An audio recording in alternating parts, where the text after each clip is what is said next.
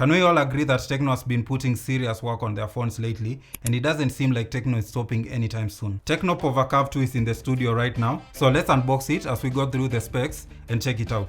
You get the phone itself, a free protective case, a fast 45 watts charger, a USB-C cable for charging and transferring data, the usual papers, and SIM card tool. It has a 6.7 inches curved display. The unit I have here is Mystic Purple, but it also comes in two more colors, that is Melting Silver and Storm Titanium. Apart from the display, this phone is made of premium plastic with a matte Starship inspired finish, smooth to touch and fingerprint resistant.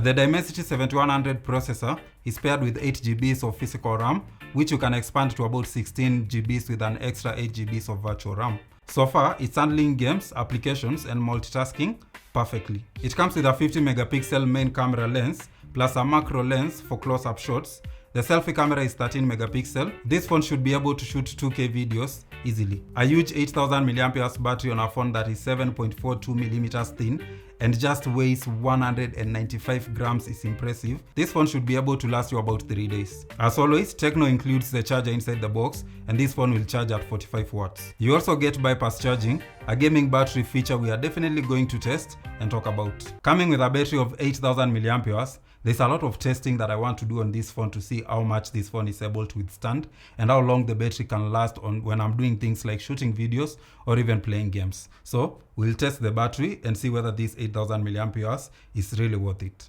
The speaker on this phone is Dolby Atmos certified. It sounds clean and clear. Get this, the Pova Curve 2 comes with 256 GB of free Tecno Cloud storage for 3 years for your photos and video backups.